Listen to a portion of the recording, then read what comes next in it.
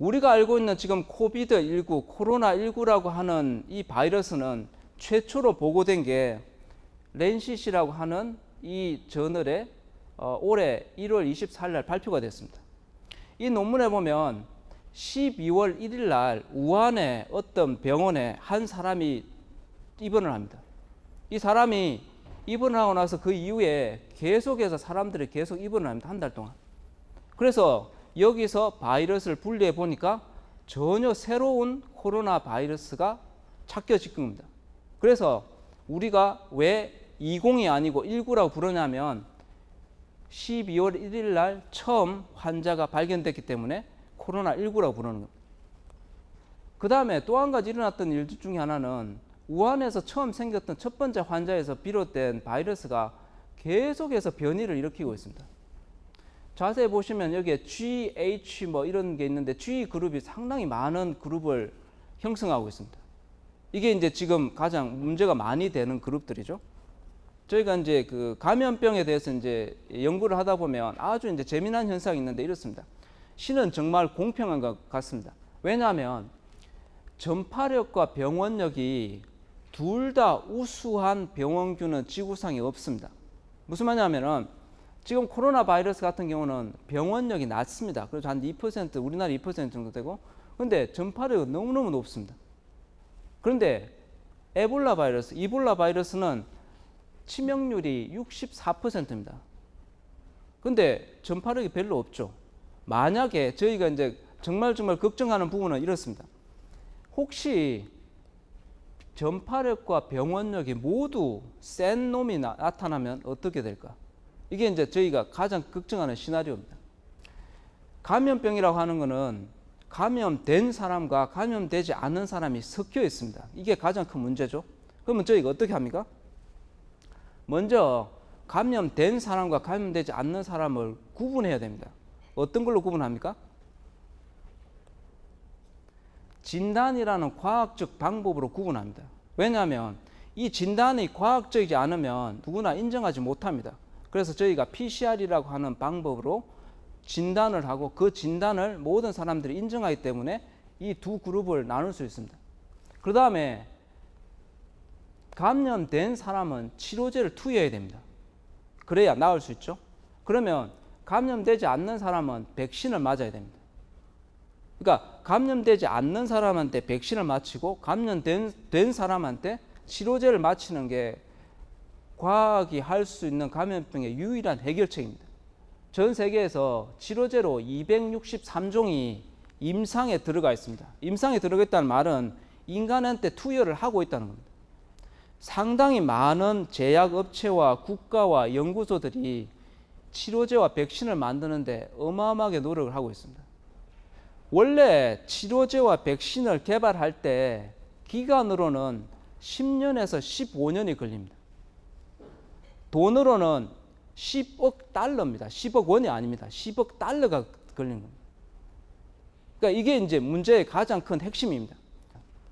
개발 속도가 감염병의 전파 속도를 못 따라가는 겁니다. 기업체에서 감염병 연구를 하라고 저희가 많은 이야기를 하면은 기업체들은 뭐라고 이야기하냐면은 좋습니다. 15년을 투자하죠. 10억 달러 투자하겠습니다. 그런데 15년 뒤에 그 감염병이 존재할까요? 저희가 답을 할 수 없습니다. 왜냐? 15년 동안 유행했던 감염병은 잘 없습니다. 무슨 말이냐면 약이 만들어졌을 때 감염병은 없습니다. 그러니까 이 학습 효과 때문에 기업들은 전혀 감염병에 대해서 투자를 안 하려고 합니다. 그러면 지구에 있는 이 많은 사람들이 이 많은 과학기술을 가지고 이 조그만한 바이러스에 대해서 그냥 넉넉고 마스크만 끼고 있을 것인가? 절대 따라잡기 쉽지 않았습니다. 지금까지는. 그래서 이제 사람들이 생각을 한 겁니다. 생각을 이제 전혀 정말 엉뚱한 생각을 한번 해본 겁니다. 그러면 공공에서 하자고 해가지고 이 사람이 돈을 어마어마하게 투자를 합니다.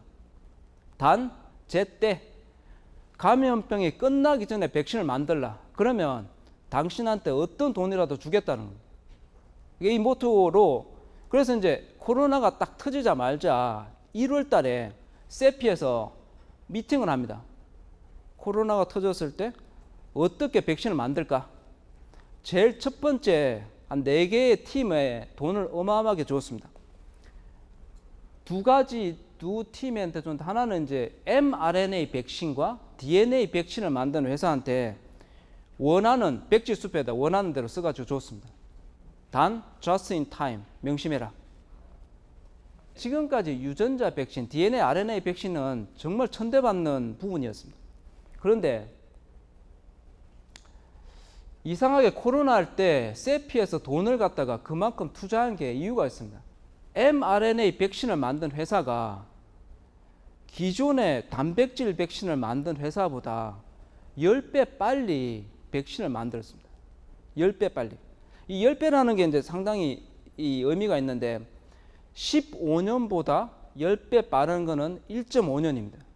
그래서 사람들이 어떻게 생각하냐면은 아마 내년 가을 정도에 백신이 나올 것이다. 왜냐? mRNA 백신이 10배 빨리 모든 걸 했거든요. 지금까지. 지금 임상을 하고 있습니다. 임상 3상이 들어가 있습니다. 15,000명 정도 사람에 대한 임상이 끝나고 나면 내년도 여름 정도에는 백신이 나올 거라고 생각합니다. 단 내년 여름에 코로나 바이러스에 대해서 저희가 여전히 고통받고 있어야 된다는 단수조항이 있습니다. 왜냐? 없어졌고 났는데 다시 만들어도 이건 의미가 없어지는 거죠. 이렇게 어렵고 힘들고 결과가 보장이 되지 않는 치료제와 백신을 굳이 진짜 개발해야 돼? 아니, 만약에 10월 달에 코로나19가 종식되면 어떻게 해? 모든 게 그냥 돈만 다 날리고 아무 효력이 없이 끝나는 그런 이벤트가 아닌가라고 이제 생각할 수 있죠. 그래서 이제 저희가 한번 고민해 볼 수 있는 게 이런 겁니다. 이거는 1918년도 미 육군의 그 입하식 때 찍었던 사진입니다. 여기서 80%가 죽었습니다. 왜? 바이러스 때문에 죽었습니다. 그 당시에는 H1N1이라고 하는 감기 때문에 죽었습니다. 이 1918년부터 19년 사이에 있었던 스페인 독감으로 지금 기록으로는 5천만 명에서 1억 정도가 죽었다고 생각합니다. 사망자가. 그러면 왜 우리가 여기에 집중하냐면 패턴이 너무나 유사합니다. 이 앞쪽에 이제 퍼스트 웨이브라고 하는데, 이게 첫 번째 파도가 1918년도 봄에 있습니다. 근데 두 번째 웨이브가 언제 오냐면 10월 달, 11월 달에 두 번째 웨이브가 전 세계에 칩니다. 두 번째 파도가 치는 거죠. 첫 번째 파도에서 죽었던 사람보다 두 번째 파도에서 죽었던 사람이 4.5배 많습니다. 많은 분들이 이제 예상하기로 패턴이 너무 비슷하기 때문에 혹시 두 번째 웨이브에 저희가 가졌던 피해보다 더 많은 극심한 피해, 5배 피해라고 생각해 보십시오. 사망자 5배 피해라고 하면 그 곱하기 얼마를 해야 확진자 숫자가 나오겠습니까? 그러니까 이게 이 현실이 될 가능성이 많다라고 예상을 하는 겁니다. 그 다음에 첫 번째 웨이브보다 더 많은 숫자가 그 다음 세 번째 웨이브, 그 다음에 봄에 납니다. 3월 달에. 그러니까 저희가 3월 달 정도까지 대비를 해야 된다고 많은 사람들이 생각하는 이유가 여기에 있습니다. 근데 차이가 있습니다. 스페인 독감은 젊은 사람들이 많이 죽었습니다. 근데 지금은 젊은 사람들은 괜찮죠. 그러니까 플루라고 하는 RNA 바이러스하고 코로나 바이러스의 차이가 있습니다. 과학과 함께 살아가는 게 상당히 쉽지 않습니다. 그런데 이제 저희가 코로나 사태를 지나면서 한 번쯤 다시 회상할 수 있는 게, 과학적 방법론이 아니면 이 감염병을 이겨나갈 수 없습니다. 마스크를 쓰십시오. 왜? 비말 감염이 있기 때문에. 근데 마스크를 안 쓴 사람들이나 안 쓴 국가들이 당하는 고통은 저희가 목도하고 있습니다. 그러니까 그 다음에 또 한 가지 제가 드리고 싶은 마지막 말씀은, 이러한 어려움을 우리가 이겨나갈 겁니다. 인간이 계속 이겨나갔기 때문에 저는 믿는데, 근데 이겨나가기 위해서는 아주 기발한 아이디어가 필요합니다. 정말 미친 사람 같은 아이디어가 필요합니다. 근데 이 아이디어를 수용할 만한 일반적인 생각이나 국민들이 많았으면 좋겠습니다. 저희가 사실은 이제 감염병 최전선에 있다 보니까 죄송합니다라는 말밖에 드릴 말씀이 없습니다. 정말 저희가 빨리 치료제, 백신, 후보 물질을 만들어내고 국민들한테 안정감 줘야 되는데 못해서 너무 죄송합니다. 네, 감사합니다.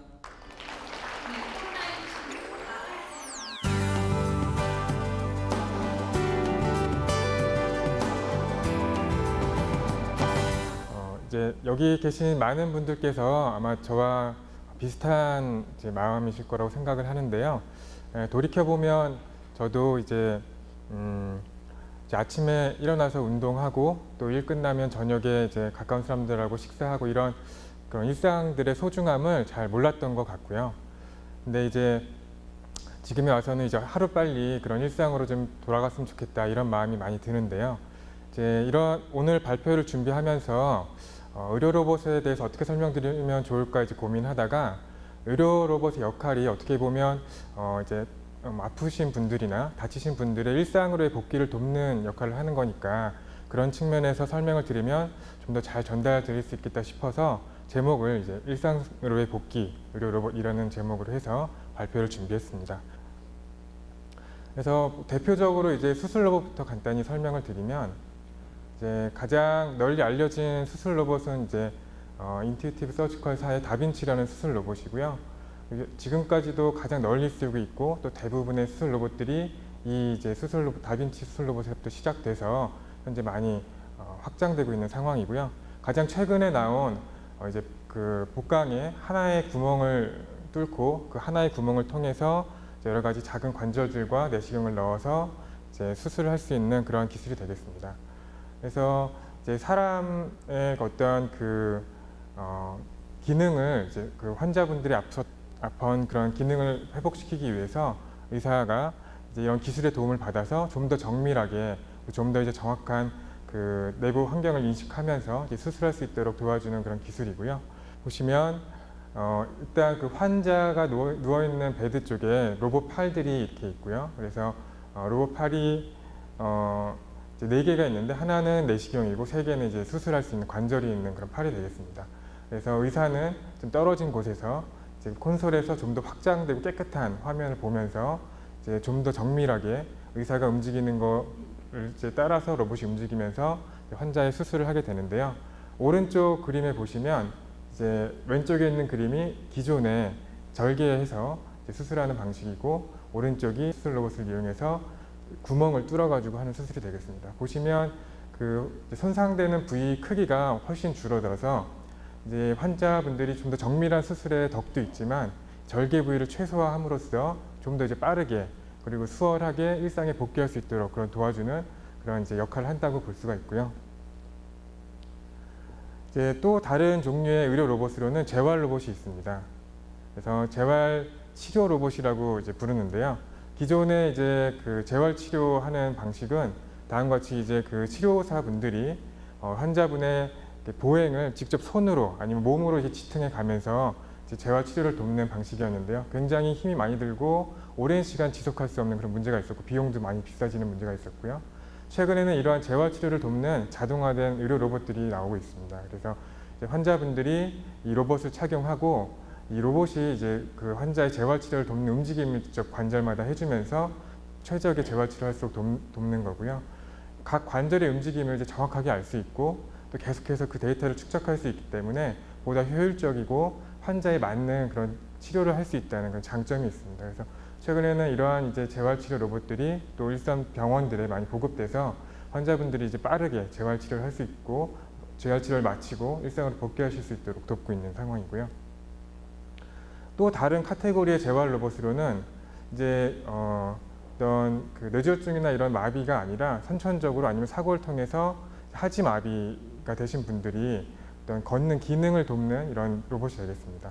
그래서 이 환자분 같은 경우에는 이제 어렸을 때부터 하반신 마비여서 이제 어떤 걷거나 일어서는 동작을 할 수가 없었는데 이제 그래서 이제 뭐 야구를 하고 싶어도 이렇게 휠체어를 타서 이제 야구를 하는 그런 운동을 할 수밖에 없었습니다. 대화 훈련을 통해서 한 7달 정도 후에는 생애 처음으로 이런 로봇을 착용하고 정상적인 보행을 이렇게 하는 그래서 이제 본인이 가고 싶었던 곳을 가고 또 직접 마지막에는 자기가 원했던 그런 실제 야구장에 가가지고 한번 걸어보는 그런 경험도 하면서 굉장히 감격해하는 그런 영상인데요. 이 이제 재활 로봇 같은 경우에는 어떤 사람이 이제 착용을 해서 걷는 기능을 직접적으로 해주는, 그래서 어떤 의사나 치료사의 역할을 도와주는 게 아니라 착용한 사람의 기능을 직접적으로 도와주는 그런 역할을 하는 로봇이라고 할 수가 있고요. 그래서 실제 여기 적용되는 기술들도 기존에 말씀드린 의사나 치료사들을 돕는 로봇과 좀 다릅니다. 이러한 직접 착용해서 환자 본인의 동작을 돕는 로봇 같은 경우에는 직접 차고 다닐 수 있어야 되기 때문에 작고 가볍고, 또 이제 배터리를 착용해서 이제 다녀야 되는, 그래서 에너지를 굉장히 효율적으로 소비할 수 있는 그런 메커니즘이 필요하고요. 지금 보여드릴 로봇은 이제 신체 일부가 이제 손상을 입어서 아예 그 부분을 대체하는 그런 로봇 의족이 되겠습니다. 그래서 이 동영상에 나오는 분은 이제 댄서분이신데 보스턴 마라톤 대회에서 테러 사고로 인해서 발목을 이제 절단한 환자분이셨는데요, 장애인분이셨는데 이제 로봇 의족, 발목에 로봇 의족을 착용하고 이제 사고 이후에 처음으로 공식 석상에서 이제 이렇게 춤추는, 예전처럼 춤추는 그런 기능을 하는 모습을 이제 데모한 영상이 되겠고요. 그래서 저희가 이제 연구실에서도 이런 로봇 의족 관련된 연구를 주로 하고 있습니다. 그래서 저희가 연구를 시작하게 된 계기도 이 동영상을 보고 굉장히 감명을 받아서 자료를 막 찾아보다가 이제 연구를 시작하게 되었는데요. 근데 이제 두 번째로 제가 놀랐던 부분이, 그럼 국내에서는 장애인분들께서 어떤 제품을 쓰냐 이렇게 봤더니 아직도 1984년도에 나왔던 카본 재질의 제품을 아직도 쓰고 계시는 것더라고요. 그 이유가 단순히 이제 우리나라에서 장애인분들에게 지급되는 보조금의 한도가 200만 원이고, 이제 뒤에 나온 이런 로봇 제품들은 가격이 2천만 원에서 한 8천만 원까지 굉장히 고가이기 때문에 200만 원 보조금 가지고는 이제 도저히 구매할 수 없는 그런 한계 때문에 이런 기술들이 아무리 좋아졌어도 혜택을 보지 못하고 이제 예전 기술의 도움으로만 제한적인 활동을 하시는 그런 문제가 있었죠. 그래서 저희가 2015년부터 관련 연구를 진행을 했고요. 그래서 이제 로봇 의족이라는 게 사람 실제 발목의 크기와 또 무게의 조건 안에서 사람 실제 발목에서 구현되는 굉장히 큰, 저희가 예상했던 것보다 훨씬 더 큰 힘인데요. 그 큰 힘을 낼 수 있는 그런 메커니즘이 필요합니다. 그래서 외국 제품의 메커니즘과 좀 차별화되는 방식을 많이 고민을 했고요. 그래서 안에 들어가는 이제 굉장히 작으면서 큰 힘이 나오는 모터 모듈과 감속기 모듈, 여러 가지 센서들을 저희가 자체적으로 개발하고 커스터마이징하는 작업을 하고, 또 앞쪽에 스프링이나 이런 모듈들을 둬서 최대한 사람이 주는 힘은 낭비하지 않고 그대로 축적했다가 모터에다가 그 힘을 도와주는 형태로 이제 메커니즘을 처음에 고안을 했습니다. 그래서 오른쪽 그림처럼 이제 앞쪽에 배터리가 있고 뒤쪽에 여러 가지 센서에서 나오는 신호들을 취합해서 상황에 맞는 동작을 할 수 있도록, 또 상황에 맞는 힘이 나올 수 있도록 제어하는 컴퓨터 부분이 뒤에 있고요.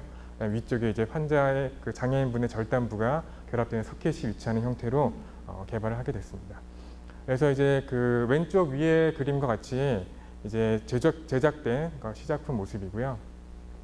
저희가 처음에 이제 한쪽 절단 장애인부터 시작을 해서 양쪽 발이 절단된 장애인분들 대상으로 실험을 해도 굉장히 잘 이제 보행이 되는 것을 확인을 했고요. 그래서 그런 연구를 이제 수행하던 도중에 우연히 또 보훈처와 연계해서 국가유공자분들에 대해서 이제 여러 가지 보훈처에서 의족 좋은 제품들을 제공하는 그런 사업들을 진행을 해왔지만 기존에는 대부분 다 외산 제품이었고, 아까 보여드린 로봇 의족은 또 너무 비싸기 때문에 보급이 안 된 문제가 있었는데, 저희 기술을 보시고 한번 국가유공자분들한테 우선적으로 좀 보급해드리면 어떨까 해서 유공자분들 한 10분을 모시고 한 달 동안 착용 테스트하는 그런 시험 착용 서비스를 진행을 했고요. 보훈처 사업을 통해서 이제 대통령 업무 보고 사항으로 해서 올해 하반기부터는 우선적으로 10분 정도를 대상으로 해서 저희가 개발한 이 로봇 제품을 보급하는 사업을 시작하고, 내년부터는 조금 더 이제 확장해 나가려고 하는 상황입니다.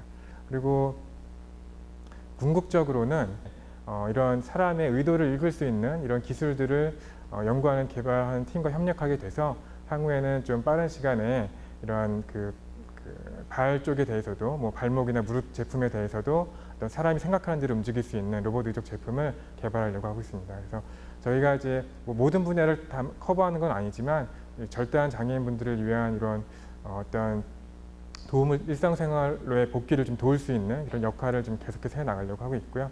앞으로도 많이 이제 관심 가져주시고 또 응원해 주시면 감사하겠습니다. 이상으로 발표 마치겠습니다. 감사합니다.